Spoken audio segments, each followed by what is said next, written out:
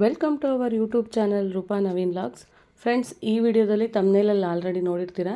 ನಾವಿವಾಗ ಯುಗಾದಿ ಹಬ್ಬಕ್ಕೆ ಊರಿಗೆ ಬಂದಿದ್ದೀವಲ್ಲ, ಸೊ ಹುಂಚೆ ಚಿಗುರು ಕಿತ್ಕೊಂಬಂದ್ವಿ. ಅದಕ್ಕೆ ಹುಂಚೆ ಚಿಗುರು ಸಾಂಬಾರು ಮಾಡೋಣ, ನಿಮಗೆ ತೋರಿಸೋಣ ಅಂತ ಹೇಳ್ಬಿಟ್ಟು ಈ ವಿಡಿಯೋ ಮಾಡ್ತಾಯಿದ್ದೀನಿ. ಆಲ್ರೆಡಿ ಕುಕ್ಕರಲ್ಲಿ 1 ಲೋಟ ಬೇಳೆ ಹಾಕ್ಬಿಟ್ಟು ನಾನು ಬೇಯೋಕೆ ಇಟ್ಟಿದ್ದೀನಿ. ಏನೇನು ಬೇಕು ಅಂತಂದರೆ ಆಲೂಗೆಡ್ಡೆ, ಬದನೆಕಾಯಿ, ಬೆಳ್ಳುಳ್ಳಿ ಮತ್ತು ಸ್ವಲ್ಪ ಹಸಿಮೆಣ್ಸಿನ್ಕಾಯಿ, ಒಂದೇ ಒಂದು ಟೊಮೊಟೊ ತೊಗೋಬೇಕು. ಆಲ್ರೆಡಿ ಹುಂಚೆ ಚಿಗುರಲ್ಲಿ ಹುಳಿ ಇರುತ್ತಲ್ವ, ಸೊ ಅದಕ್ಕೆ ಸಣ್ಣದೊಂದು ಟೊಮೊಟೊ ತೊಗೋಬೇಕಷ್ಟೇ. ಇಲ್ಲಿ ನಾನು ಆಲ್ರೆಡಿ 1 ಲೋಟ ಬೇಳೆನ ಬೇಯಕ್ಕೆ ಇಟ್ಟಿದ್ದೀನಿ, ಇದು ಬೇಯ್ತಾ ಇದೆ. ಇವಾಗ ಆಲೂಗೆಡ್ಡೆ ಮತ್ತು ಬದನೆಕಾಯಿನ ನಾನು ಹಚ್ಕೊಂಡಿದ್ದೀನಲ್ವ, ಅದನ್ನು ಹಾಕ್ತಾಯಿದ್ದೀನಿ. ಏನಿಲ್ಲ ಫ್ರೆಂಡ್ಸ್, ತುಂಬ ಈಸಿ, ಬ್ಯಾಚುಲರ್ ಸಮೇತ ಈ ಅಡುಗೆ ಮಾಡ್ಕೋಬೋದು. ಹಳ್ಳಿ ಕಡೆ ವಸಂತ ಕಾಲಕ್ಕೆ ಮಾವಿನ ಗಿಡ ಹೆಂಗೆ ಚಿಗುರುತ್ತೋ ಹಂಗೆ ಹುಂಚೆ ಚಿಗುರು ಚಿಗುರುತ್ತಲ್ವ, ಸೊ ಅದರಲ್ಲಿ ಮಾಡುವಂಥದ್ದು. ನಮ್ಮ ಕಡೆ ವಾರಕ್ಕೊಂದ್ಸತಿ, ವಾರಕ್ಕೆ 2 ಸತಿ ಈ ಸೀಸನಲ್ಲಿ ಮಾಡ್ತಾ ಇರ್ತಾರೆ. ನೋಡಿ, ಇಲ್ಲಿ ನಾನೆಲ್ಲ ತರಕಾರಿ ಹಚ್ಕೊಂಡಿದ್ದೀನಿ. ಈರುಳ್ಳಿ, ಬೆಳ್ಳುಳ್ಳಿ, ಹಸಿಮೆಣ್ಸಿನ್ಕಾಯಿ, ಟೊಮೊಟೊ ಮತ್ತು ಒಂದು ಸ್ವಲ್ಪ ಕಾಯಿ ತುರಿ. ಒಬ್ಬೊಬ್ಬರು ಟೊಮೊಟೊನ ಸ್ಕಿಪ್ ಮಾಡ್ತಾರೆ, ಒಬ್ಬೊಬ್ಬರು ಹುಳಿ ಜಾಸ್ತಿ ಇದ್ದರೆ ಟೊಮೊಟೊ ಸ್ಕಿಪ್ ಮಾಡ್ತಾರೆ. ನಾನಿಲ್ಲಿ ಒಂದೇ ಒಂದು ಚಿಕ್ಕ ಟೊಮೊಟೊ ಹಾಕ್ತಾಯಿದ್ದೀನಿ. ನೆಕ್ಸ್ಟ್ ಹಸಿಮೆಣ್ಸಿನ್ಕಾಯಿ ಹಾಕ್ತಾಯಿದ್ದೀನಿ. ಈ ಥರ ಹಸಿಮೆಣ್ಸಿನ್ಕಾಯಿನ ಹೋಳು ಮಾಡಿ ಹಾಕೋದ್ರಿಂದ ಖಾರನೂ ಸಾಂಬಾರಿಗೆ ಹಿಡಿಯುತ್ತೆ. ಹಂಗಂಗೆ ಹಾಕಿದ್ರೆ ಸಾಂಬಾರು ಹಿಡಿಯಲ್ಲ.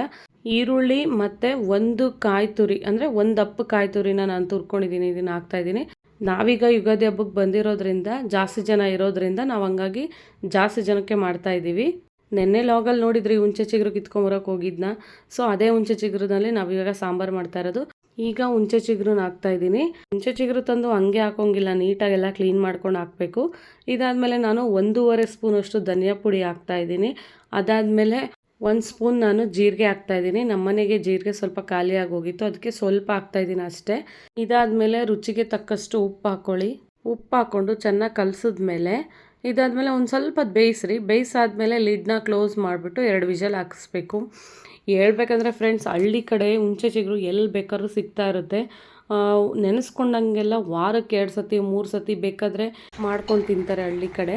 ಈ ಸಿಟಿನಲ್ಲೇ ಹೇಳ್ಬೇಕಂದ್ರೆ ಹುಂಚೆ ಚಿಗುರು ಇದೆಲ್ಲ ಸಿಗಲ್ಲ. ನಮಗೇನೋ ಸಿಕ್ಕಿದೆ ಅದೃಷ್ಟ, ಅದಕ್ಕೆ ನಾವು ಬಿಡ್ತೀವ. ನಮ್ಮ ಬೆಂಗಳೂರಲ್ಲಿರೋರಿಗೆ ಸ್ವಲ್ಪ ಜನಕ್ಕೆ ಈ ರೆಸಿಪಿ ಗೊತ್ತು, ಮಿಕ್ಕಿದವ್ರಿಗೆ ಸ್ವಲ್ಪ ಜನಕ್ಕೆ ರೆಸಿಪಿನೇ ಗೊತ್ತಿಲ್ಲ. ಹುಂಚೆ ಚಿಗುರು ಸಾಂಬಾರು ಮಾಡಿದ್ದೀವಿ ಅಂತ ಹೇಳಿದ್ರೆ ಬೆಂಗಳೂರಲ್ಲಿ ಯಾರಿಗಾದ್ರೂ, ಅಯ್ಯೋ ಹುಂಚೆ ಚಿಗುರ ಇದರಲ್ಲೂ ಸಾಂಬಾರು ಮಾಡ್ತೀರಾ ಅಂತ ಕೇಳ್ತಾರೆ.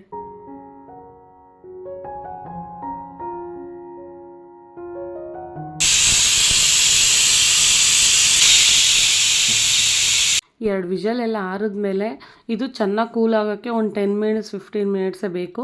ಆರಿದ್ಮೇಲೆ ಚೆನ್ನಾಗಿ ತೆಗೆದ್ಮೇಲೂ ಇನ್ನೂ ಹೆಂಗೆ ಕುದೀತಿದೆ ನೋಡಿ. ನೀರು ಮತ್ತು ಬೆಂದಿರೋದನ್ನ 2 ಸಪ್ರೇಟ್ ಮಾಡಿಕೊಂಡು ಆಮೇಲೆ ಇದನ್ನು ಚೆನ್ನಾಗಿ ಸ್ಮ್ಯಾಶ್ ಮಾಡಬೇಕು. ಚೆನ್ನಾಗೆ ಮಸಿದ್ಮೇಲೆ ನಿಮ್ಗೆ ಎಷ್ಟು ಬೇಕೋ ಅದಕ್ಕೆ ತಕ್ಕನಂಗೆ ನೀರು ಹಾಕ್ಕೊಂಡು, ಸಪ್ಪೆಸರು ಪ್ಲಸ್ ಒಂದು ಸ್ವಲ್ಪ ನೀರು ಹಾಕ್ಕೋಬೋದು. ತುಂಬ ಗಟ್ಟಿಗೂ ಮಾಡಬೇಡಿ, ತೆಳ್ಳಗೂ ಮಾಡಬೇಡಿ, ಮೀಡಿಯಮ್ ಆಗಿರಲಿ. ಈ ಟೈಮಲ್ಲಿ ಏನಾದರೂ ಉಪ್ಪು ಕಮ್ಮಿ ಆಗಿದ್ರೆ ಉಪ್ಪು ಹಾಕ್ಕೊಂಡು, ಇವಾಗ ಬನ್ನಿ ಈ ಸಾಂಬಾರೆಲ್ಲ ರೆಡಿ ಆಯಿತು. ಇವಾಗ ಒಗ್ಗರಣೆ ಕೊಟ್ಟರೆ ಫೈನಲ್ ರೆಡಿ ಆಗುತ್ತೆ. ಒಗ್ಗರಣೆಗೆ ಏನೇನು ಬೇಕು ಅಂದರೆ ಸಾಸಿವೆ, ಕರಿಬೇವು, ಈರುಳ್ಳಿ. ಎಣ್ಣೆನ 1 ಸ್ಪೂನ್ ಅಥವಾ 1.5 ಸ್ಪೂನ್ ಹಾಕ್ಕೊಳ್ಳಿ, ಜಾಸ್ತಿ ಹಾಕ್ಕೊಳಕ್ಕೆ ಹೋಗಬೇಡಿ.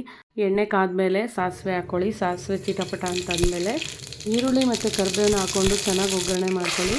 ಇವಾಗ ಇದು ಸೀಸ್ಬಾರ್ದು, ಜಾಸ್ತಿ ಉರಿ ಇಡಬೇಡಿ, ಕಮ್ಮಿ ಉರಿ ಇಟ್ಕೊಂಡೆ ಒಗ್ಗರಣೆ ಹಾಕ್ಕೊಳ್ಳಿ.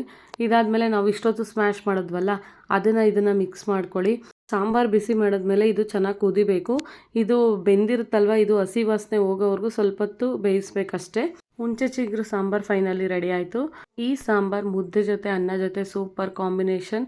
ಫ್ರೆಂಡ್ಸ್, ನಾವಂತೂ ಟ್ರೈ ಮಾಡಿದ್ದೀವಿ. ನಿಮ್ಮ ಮನೆ ನಿಯರ್ ಬೈ ಹುಂಚೆ ಚಿಗುರು ಸಿಕ್ಕಿದ್ರೆ ಮಿಸ್ ಮಾಡ್ಕೋಬೇಡಿ. ಈ ವಿಡಿಯೋ ಇಷ್ಟ ಆದರೆ ಲೈಕ್ ಮಾಡಿ, ಶೇರ್ ಮಾಡಿ, ಕಮೆಂಟ್ ಮಾಡಿ, ಹಾಗೆ ಸಬ್ಸ್ಕ್ರೈಬ್ ಮಾಡ್ಕೊಳ್ಳಿ. Thank you all.